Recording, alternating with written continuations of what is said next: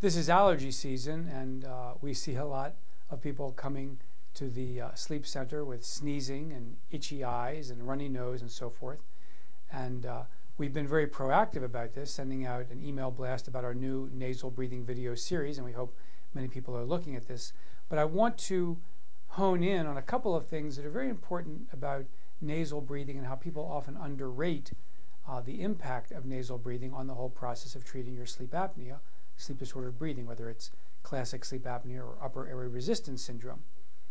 The issue at hand here is that when you underrate the impact of allergies or nasal congestion or even non-allergic rhinitis causing runny nose, congestion, and so forth, the problem is your PAP therapy device is no longer going to be able to operate in the optimal fashion because your pressures would need to have changed.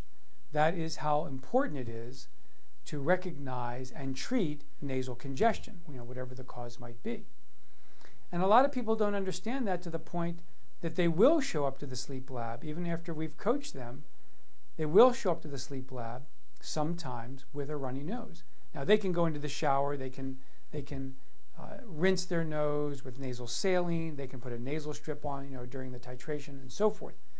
But keep in mind that if you've got a bad case of congestion, in my clinical experience, I strongly advise you to cancel a titration test that you're going to have. I don't think you're going to get a good titration. I don't think you're going to get accurate data. And particularly if it's your first time for a titration, or even if it's a subsequent titration, we're always trying to fine-tune the pressure settings. We're trying to make it so that you get the optimal response.